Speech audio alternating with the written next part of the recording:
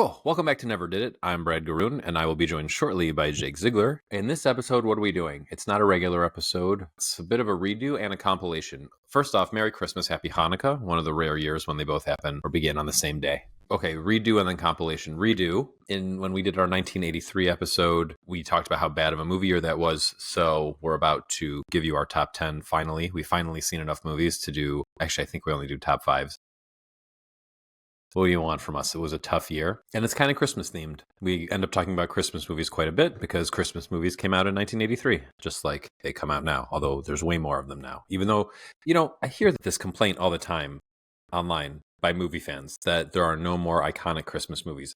But there are so many more Christmas movies coming out all the time. This year alone, That Christmas, Red One, probably a bunch of Hallmark things, Hot Santa, Hot Frosty, they all came out. So anyway, 1983, and then because they haven't made it to the podcast feed yet, we're going to air or stream, or however you listen to this, we're going to show you our movies list of 2013 and 2015 also.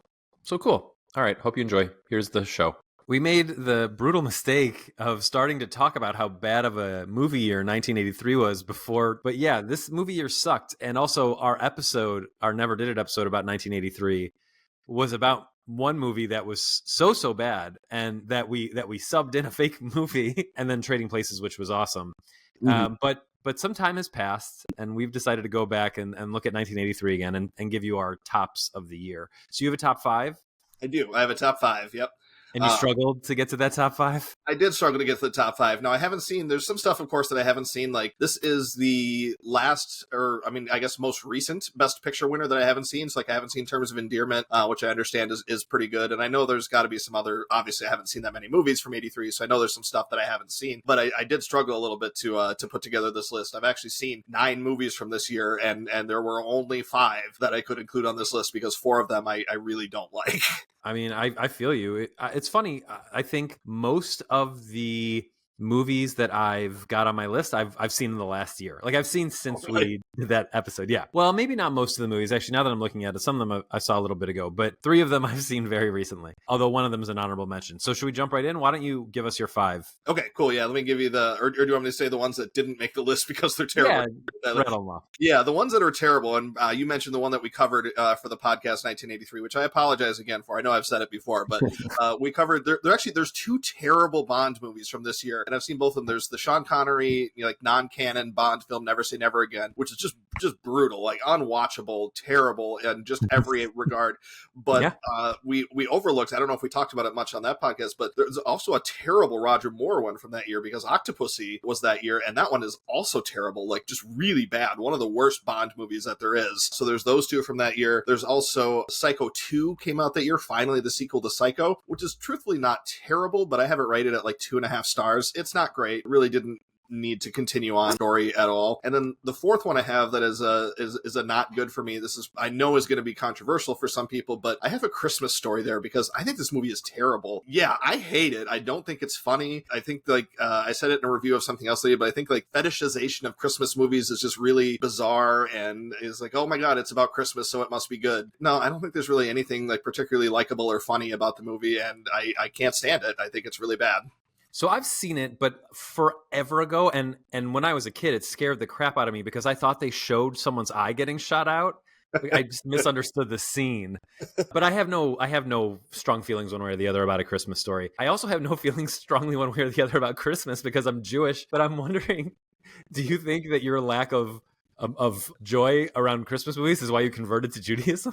I mean, it might have something to do with it, and it took me a long time maybe to put that together. But people would be always watching the Christmas movies around this time of year, and even my family and Mom, I'm sorry if you listen to this, they'd want to watch Scrooged every year or National Lampoon's Christmas Vacation, and I love Bill Murray, but oh God, A Christmas Carol again, a 100th version of A Christmas Carol, and I think Bill Murray is just really unpleasant in that movie, and it's not one of his funnier ones. I don't particularly like that movie, and I also just just really don't like Christmas Vacation. I know a lot of people, again, love that movie, but I think Randy Quaid is obnoxious. There's a couple maybe funny lines or something, but like I don't particularly like it. Elf, I can't stand, really. I think is funny for about maybe 20-25 minutes. Wow. You know, again, there's like a funny line here or there. Like, you know, I laugh when he's, you know, he gets excited about Santa coming to the one, you know, like there's some, I mean, it's Will Ferrell. There's not going to be nothing funny in it, but like over an hour and a half, I think it's a concept that's stretched extremely thin. So like, I don't really get a whole lot of joy out of that. Yeah, I don't know. Christmas movies have just never really been my bag, even before I converted to Judaism. So there might be a connection there. Maybe I need to explore that.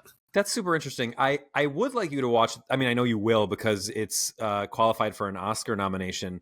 Mm-hmm. But That Christmas, the new movie by the guy who brought us Four Weddings and Four Weddings and a Funeral, and Richard Curtis, who I'm starting to come around to in a much like stronger way since seeing About Time. He wrote That Christmas. He didn't direct it because it's an animated film, and it's a little late in his career to be jumping into that. But I thought it was pretty good, and also like despite myself, because I went into it feeling pretty cynical.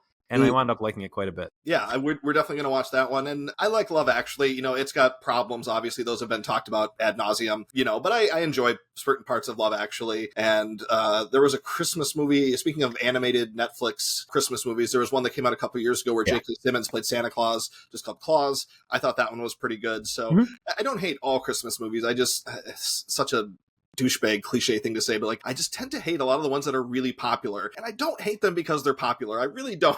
It's just they just don't tend to do anything for me. I want you to watch, I'm going to send you a link, the Walter Matthau Christmas Carol. It's short. Yeah. And it's got Matthau. So, and it's like my Christmas Carol. And like you said, that has been made probably more than almost any other movie, although we're going to be reviewing Klaus in a couple of weeks. And not Klaus, you just said Claus. Faust. We're going to be reviewing Faust in a couple of weeks.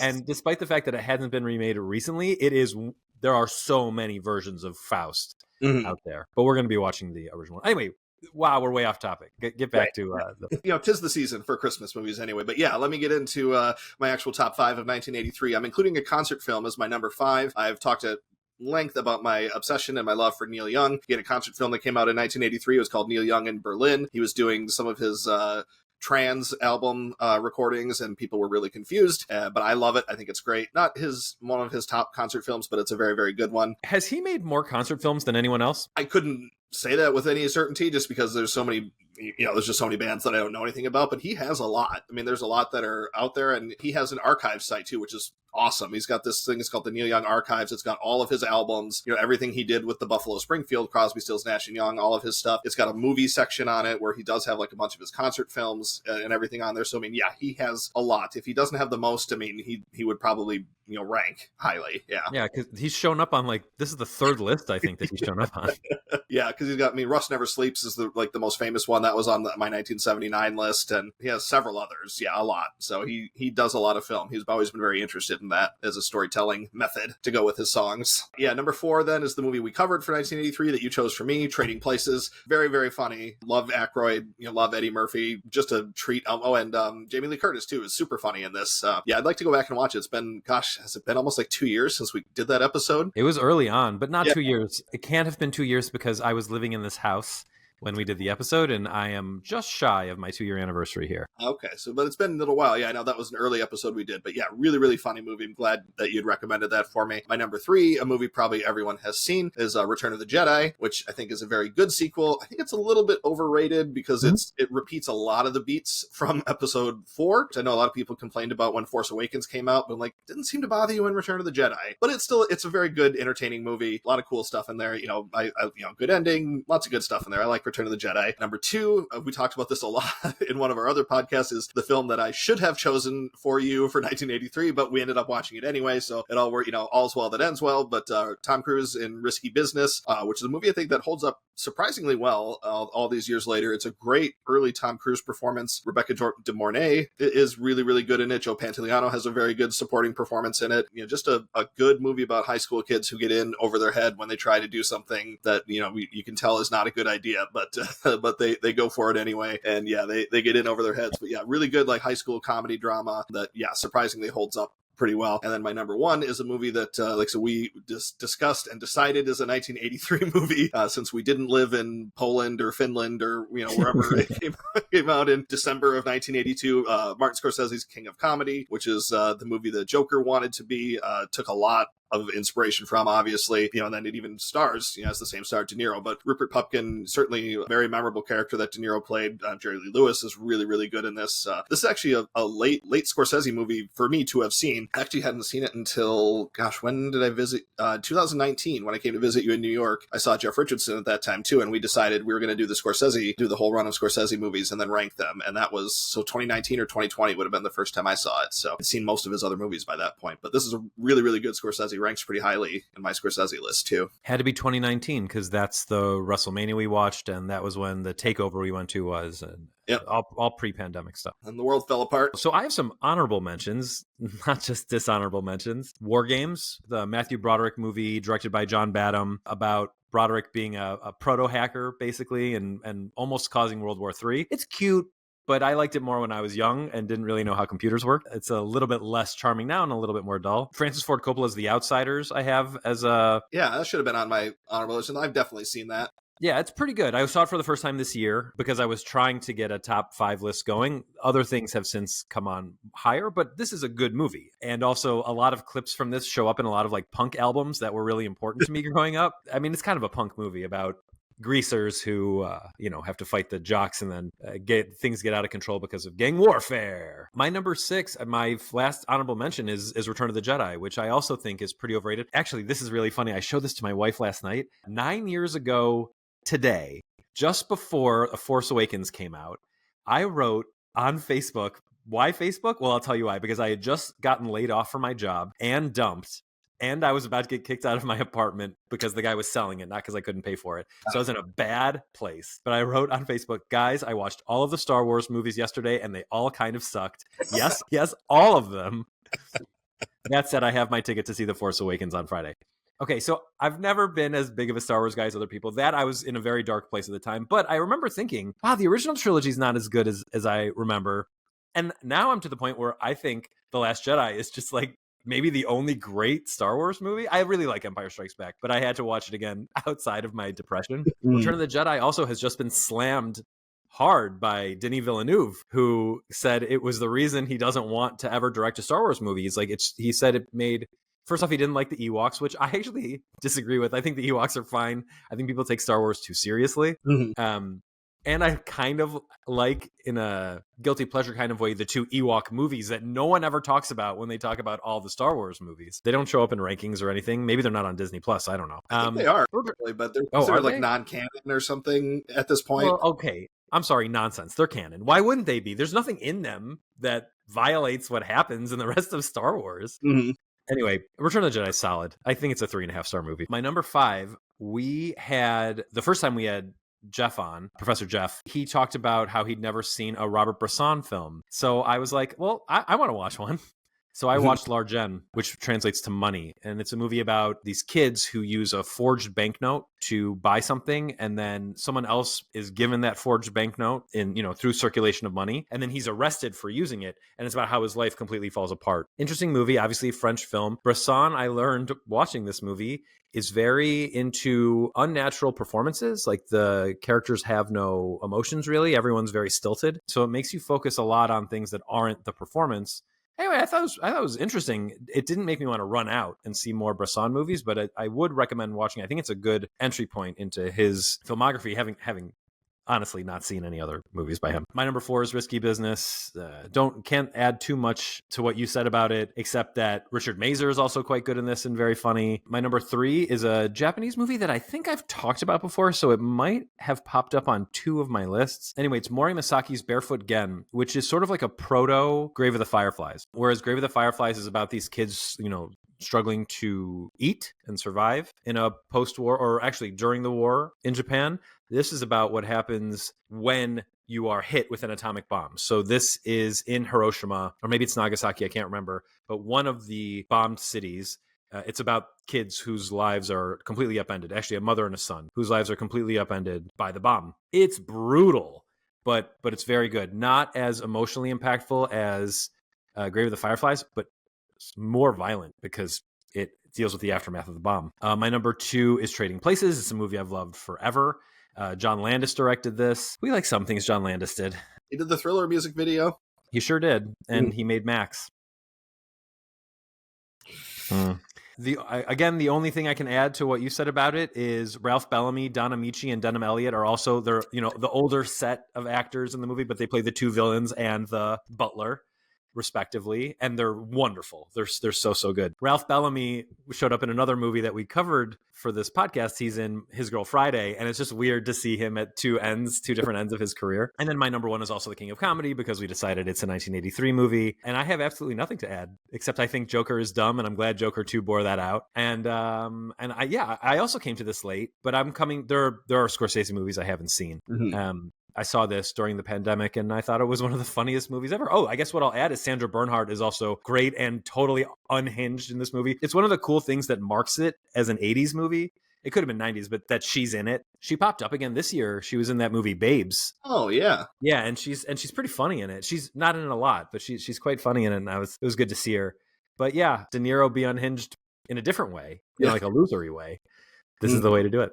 All right, cool. So that's 83. Oops, we forgot to do 2013. It was one of our first episodes. We weren't doing top 10s yet because we didn't know what we were doing. Did you know that for 2022, we did a top 20? Did we really? Yeah, it's too much.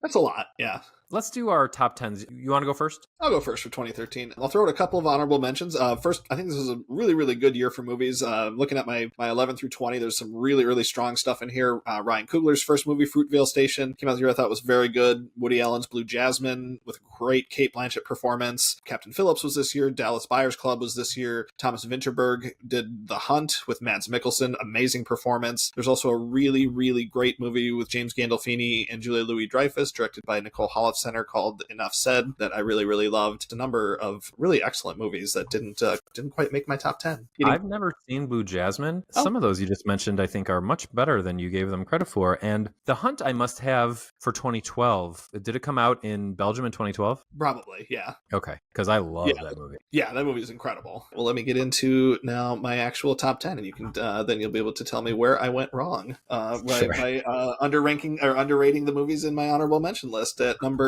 10, I have a movie directed by Dustin Daniel Cretton. It's called Short Term 12. This was kind of Brie Larson's breakthrough. It also has Lakeith Stanfield in a small role. It's about a foster care facility for at-risk teens. It just kind of follows their, the drama that goes on, in one of those facilities. Rami Malek is in this movie too, and unlike some of his later movies, he's actually pretty good in this one. My number 9 is a movie we talked about a bit when we did our Jeff Nichols ranking episode. It's called Mud. Matthew McConaughey, probably my favorite McConaughey performance, actually. It's about these 2 boys who find a fugitive who is hiding out, it's somewhere in the deep south. I think it's in Mississippi or somewhere down there. They decide that they're going to help this fugitive escape and get to where he needs to go. Really, really cool movie. And number 8 is a film called Blue is the Warmest Color. It's a love story between 2 young women. It was a big hit that year. My number 7, Richard Linklater's Before Midnight, the 3rd film in the Before trilogy. Certainly I think the least of these 3 films, but I love all 3 of them very much. Number 6, Alexander Payne's Nebraska. We talked about at great length on our Alexander Payne ranking episode. I love this movie about an older gentleman who thinks he's won something, won a contest, and he wants to travel from Montana to Nebraska to claim his prize. And one of his sons decides he wants to go with him just because he hasn't spent much time with his father and he wants to take that opportunity. Sorry, just also because his dad is not supposed to drive. Also because, right, his dad's not supposed to drive, so someone needs to drive him. But yeah, great road trip movie. I mean, great family movie. It's funny. There's some sadness to it. One of the top Alexander Payne movies. The cinematography is just beautiful. One of the best photographed movies in the last 10 or 15 years. My number 5 is I think we might be talking about one of the other Denis Villeneuve movies, but my number 5 movie is Prisoners, which is just a brutal movie, but some of the best work by Hugh Jackman and Jake Gyllenhaal about a kid that gets kidnapped and the efforts to rescue that kid from their captor. There's some insane sequences in this movie, but I don't know, Logan might still be Hugh Jackman's best role, but if it's not Logan, it's definitely this one. I mean, he is just so good in this. Number 4, for me is Alfonso Cuarón's Gravity. Sandra Bullock's best performance is in this movie. I think it's just a really cool movie, really scary. Thought get lost in space. I mean, my God, what would you do? I mean, what a nightmare just to even think about. But I mean, it looks great. And cinematography, the score, the effects, everything about it, just a great movie. And this movie made me feel better about, Sandra Bullock got her Oscar for The Blind Side, which is just a whatever movie. But then she came back and did this one a couple years later. And it's like, oh, all right, well, like, you know what? I feel like she kind of earned it after this, because like she's just so incredible in this movie. And Clooney is really good in this too. Smaller part, obviously, but really good. My number 3, we talked about this one on our Coen Brothers ranking, is Inside Llewyn Davis. Just an incredible movie about a folk singer in the early 60s who's just struggling trying to make it, also just struggling with trying to be a normal person, be a nice person to all the people in his life. It was kind of the breakthrough for Oscar Isaac in a lot of ways. It also has some great supporting performances with Carey Mulligan, John Goodman, Adam Driver has a small part, Justin Timberlake has a small part. Really excellent movie. My number 2 is Steve McQueen's 12 Years a Slave, starring Chiwetel Ejiofor as a man who was a slave for 12 years, and all the effects and everything that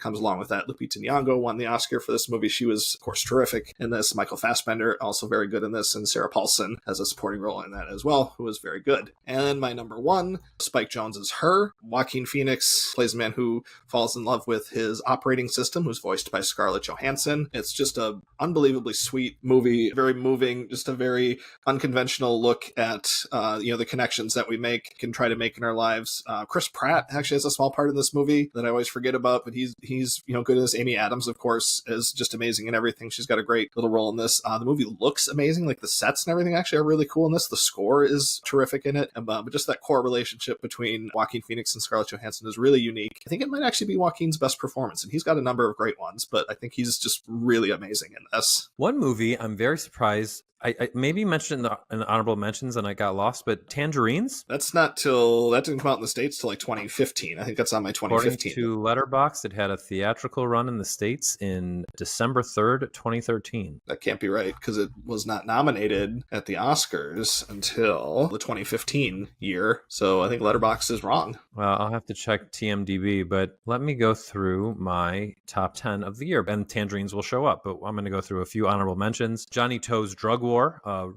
My favorite movie of his. He's directed dozens of movies and claims to have directed dozens more that he doesn't have a credit on. Incredible. What is this? Drug War by Johnny To. Johnny To.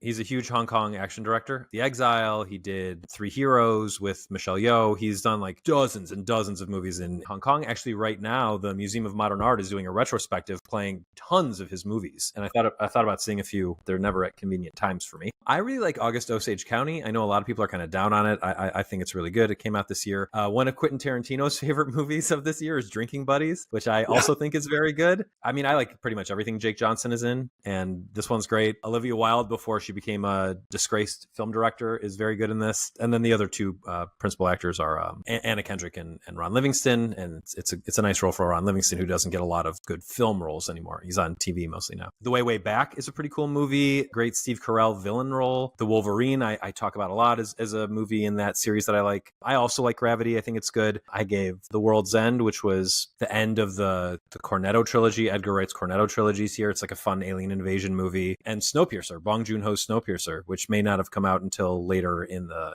States. But for my money, it's Chris Evans' best movie. Ed Harris is a great villain in it. I mean, and of course, Tilda Swinton just being a maniac, as she does in a lot of Bong Joon-ho stuff and everyone's stuff. That was a lot of honorable mentions, but every one of those you mentioned, I enjoy and could have made my honorable mention list or anything. I mean, yeah, I like all those. Number 10 is the movie that we discussed on our 2013, or one of the movies we discussed on our 2013 episode. It's In a World. This is Lake Bell's directorial debut. She's great as a voice actor who wants to get a big gig as a in a trailer, like doing the In a World voice in a trailer. It's a very fun movie. Check out our first episode, or don't, because it sounds like crap. But check out In a World. It's very good.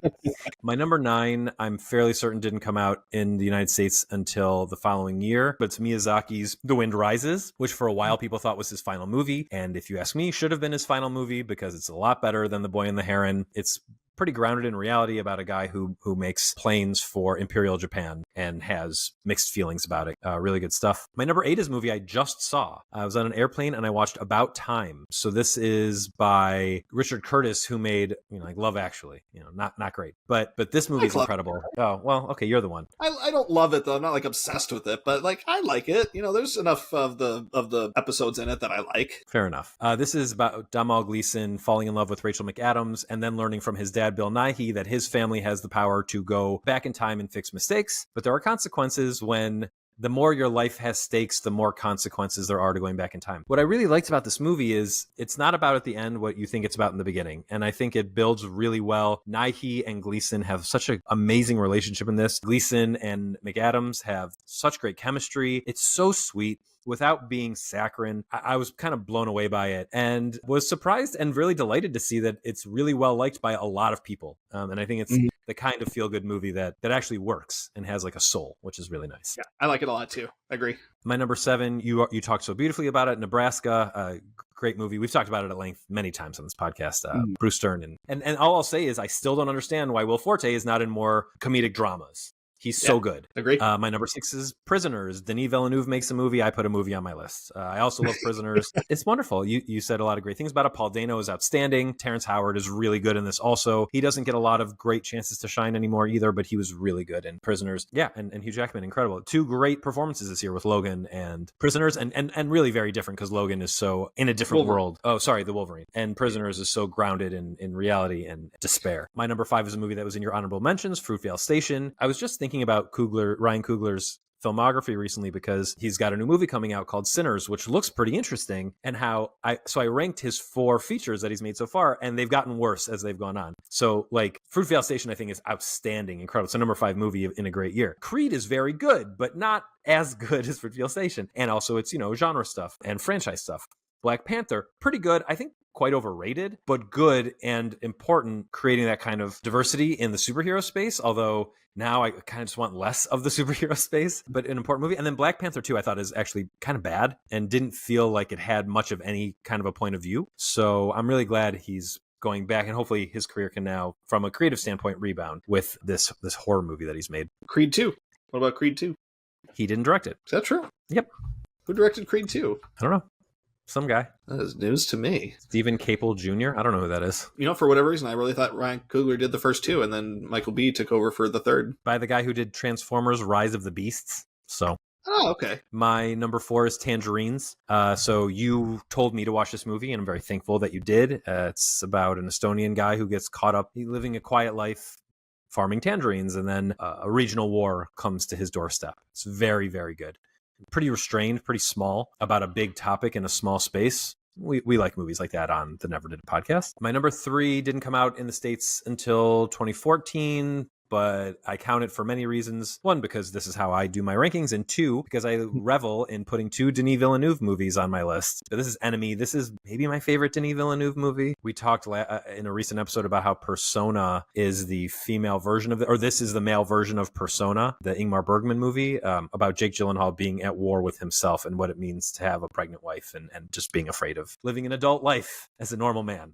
Really great movie. My number 2 is 12 Years a Slave, the movie where Brad Pitt produced a movie so that he could be the good guy who solved slavery. Really appreciate you. I love this. The final, or it has like one of the most emotionally impactful final scenes in any movie I've ever seen. Chiwetel Ejiofor's character apologizing for being sold into slavery to his family that he was missing from is just like a wild way to end a movie, and incredible. I will never watch this again. I remember in the theater thinking I will never watch this again, but it was a really powerful movie to watch at the time. I would say I'll show it to my daughter when she's ready for it, and I should probably say Chiwetel probably should have won the Oscar that year. Like, look, I love that McConaughey has an Oscar, and like that's great. And Dallas Buyers Club was pretty good, but Chiwetel should have won the Oscar that year. Yeah, it's the kind of movie that I feel like it hasn't been forgotten. I'm glad it won Best Picture. I'm glad that it's like a worthy movie to have done that, but it feels a little bit like the world has let it go a little bit more than like say Schindler's List, which is a similar vibe kind of movie, and I think it's deserving of being remembered in more prominently. And then my number 1 is Inside Llewyn Davis, which is just like one of the most fun movies ever. It's a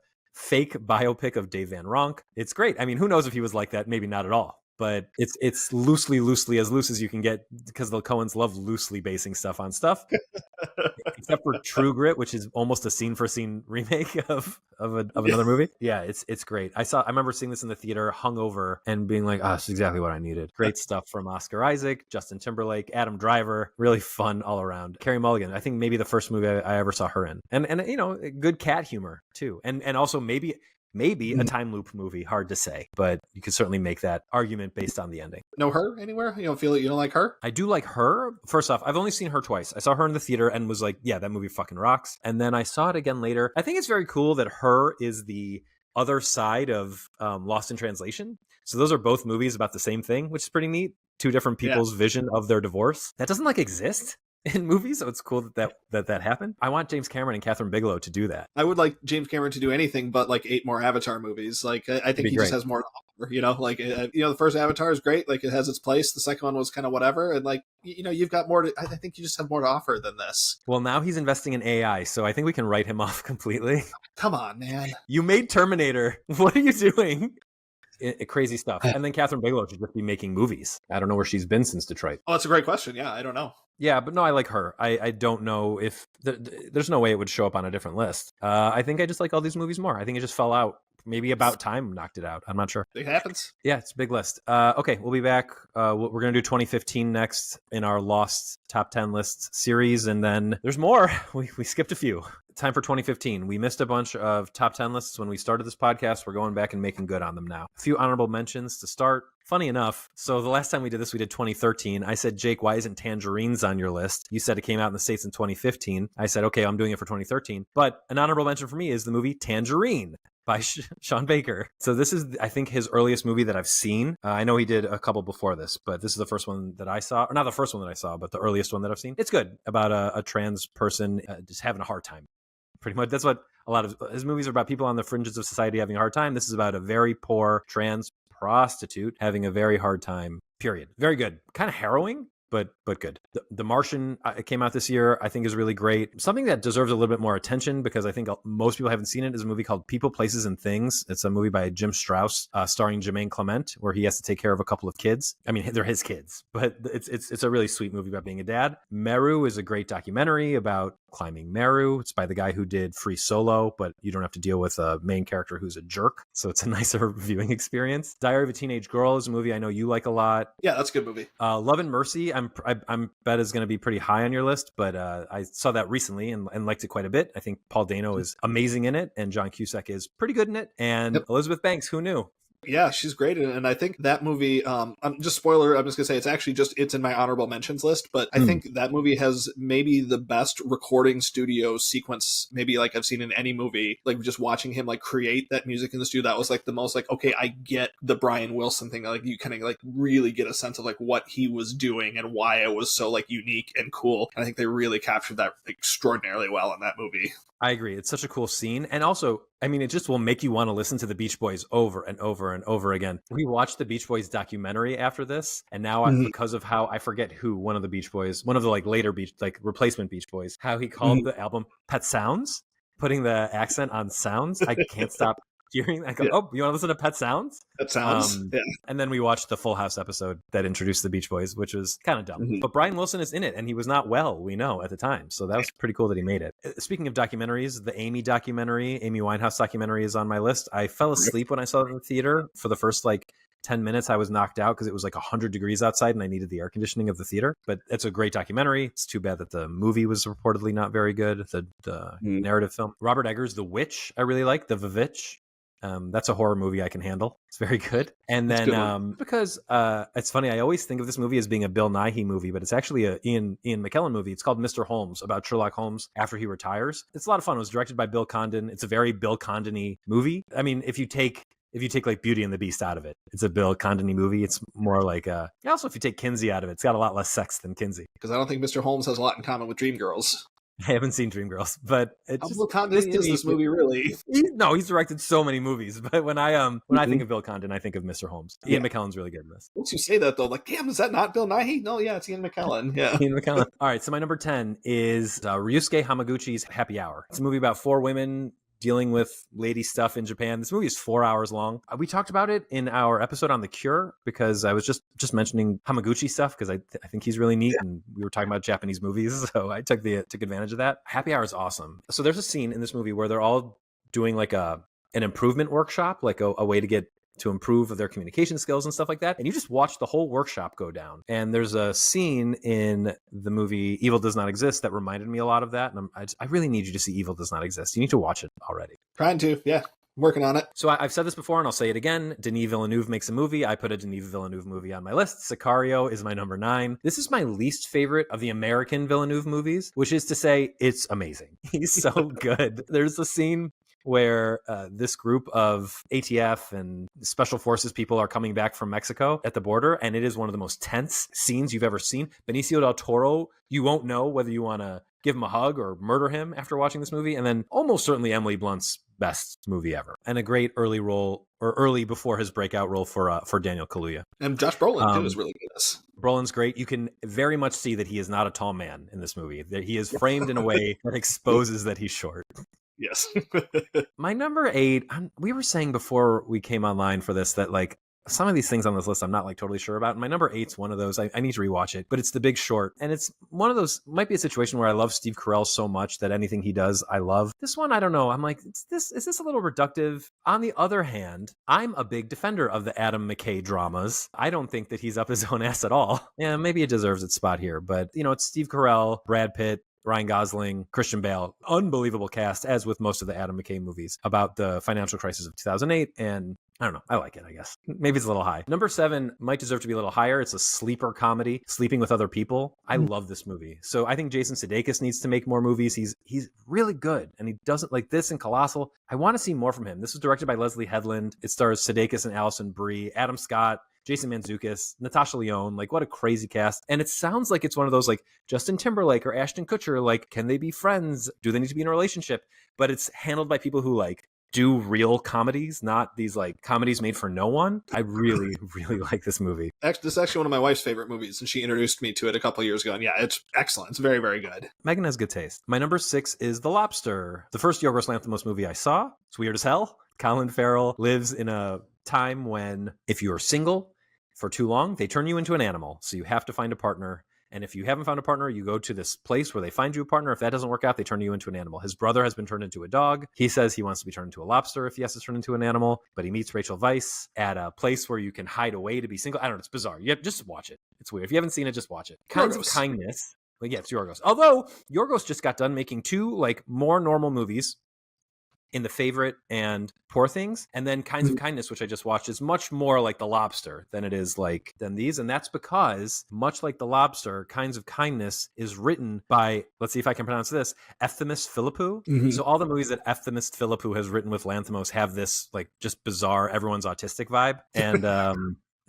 your mileage may vary. I think The Lobster is the best of these kinds of movies of his. My number 5 is a very polarizing Tarantino movie, The Hateful Eight. I saw this in the theater in 70 millimeter with an intermission, and I was like, wow, what a cool movie. I then watched it on Netflix, the extended edition, which is broken up into 4 parts and it's over 4 hours long. Not as good.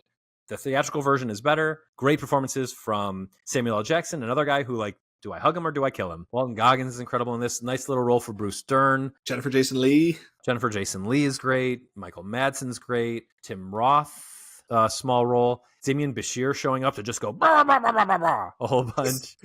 And a surprise cameo that most people know by now, but I don't want to spoil it in case you haven't seen it. That's a lot of fun and then very gross. That's a cool movie. I like it a lot. I think it's underrated in Tarantino's filmography. Agree. My number 4 is another one where I'm like, did I like that as much as I think I did? But I remember I saw this in the theater with former guest Mike Tanzillo, and we walked out and we're like, wow, that was a movie. And that's Spotlight, Tom McCarthy's movie about uncovering the Catholic Church sexual abuse conspiracy. Wow. I've heard people recently say that this was really Michael Keaton's comeback, that Birdman isn't. And I'm like, come on, people, can we not do this revisionist history and pretend that Birdman is bad? Birdman's not bad. Birdman's good and Keaton is great. Yeah, and Keaton's also great in this. Of course he is. Mark Ruffalo's awesome. This is another great Rachel McAdams performance. I talked about her in 2013. She's really good here too. Liev Schreiber, always great. And then John Slattery, his typical charming self.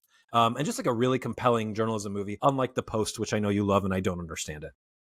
But I love Spotlight more. I think Spotlight is between the two. Spotlight is by far the better. Well, okay, good. I'm glad that we've settled that. My number 3 is Inside Out, one of the best Pixar movies. Inside Out 2 came out this year. I think it is.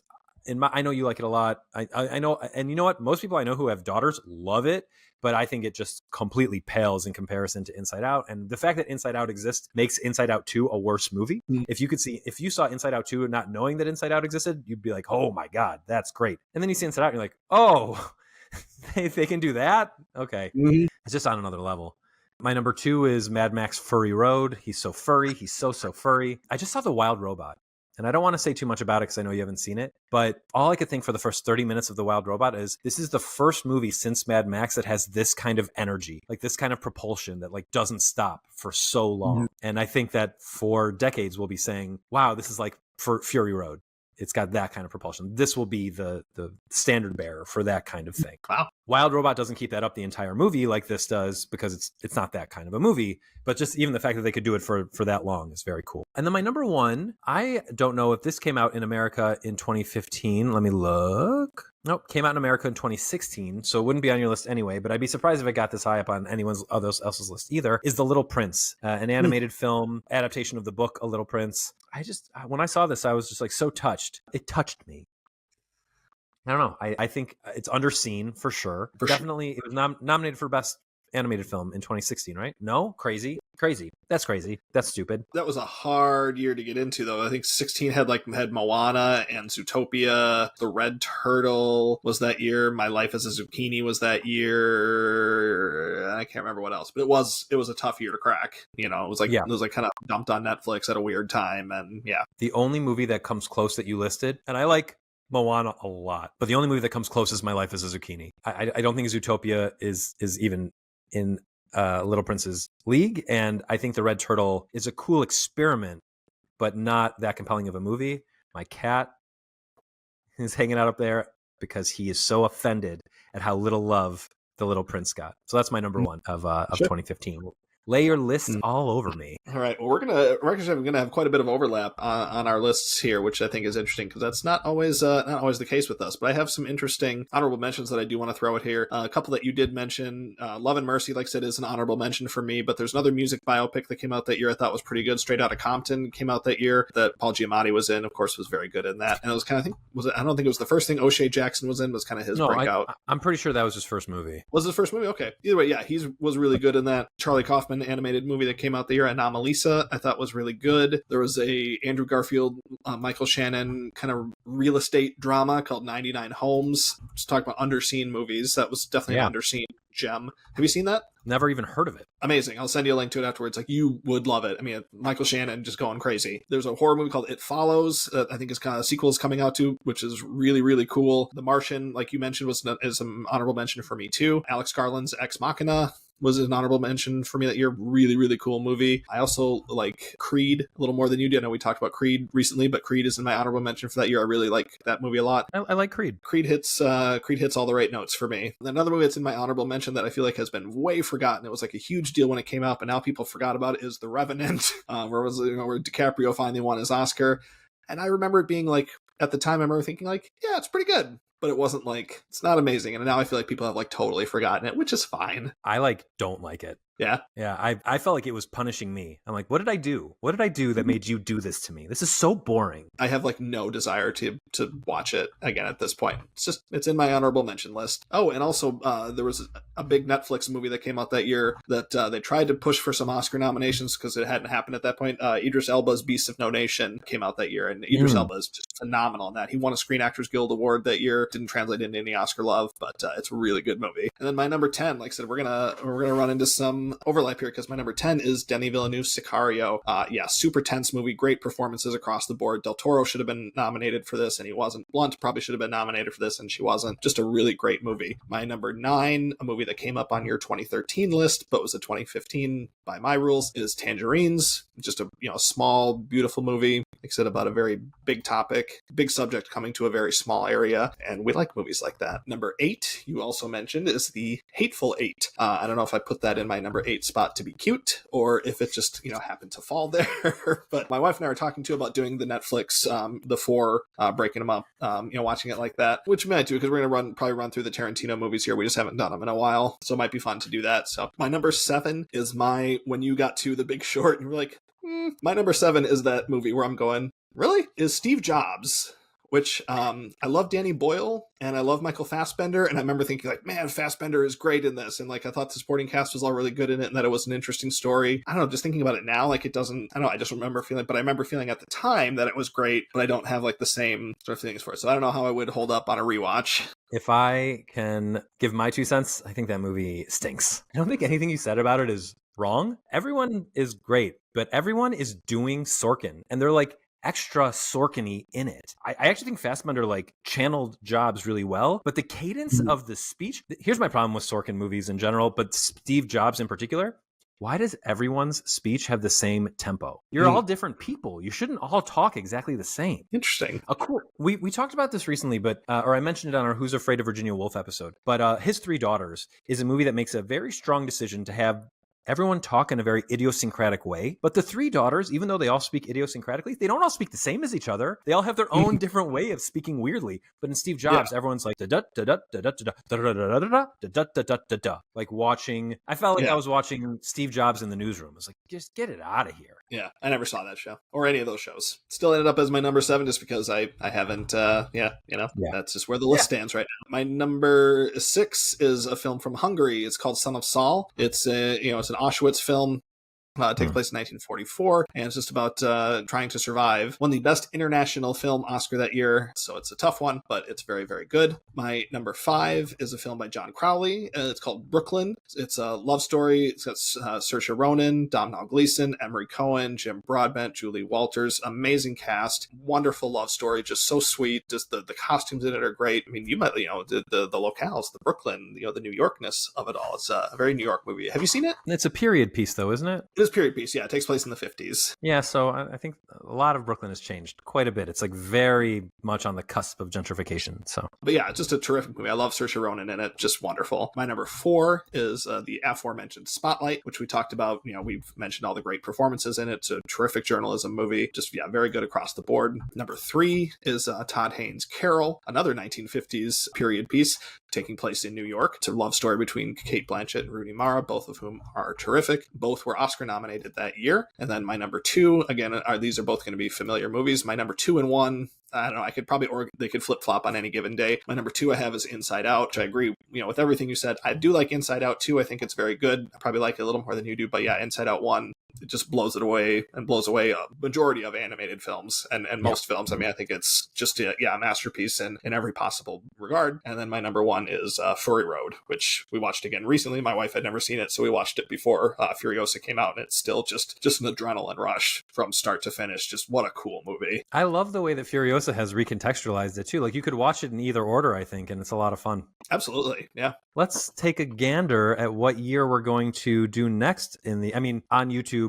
You might see a different year pop up because we're still doing them as we're doing new episodes. But it looks like, I don't know, for sure, we need to do 1983. So I think that'll be next. All right. Because that was the episode where you gave me Never Say Never Again for some reason. Because I'm an asshole. Actually, that one's going to be tough because that year sucks. Like, that's just a bad year for movies. So we'll see if we can scrounge something together. At least get a top 5 or something. Yeah.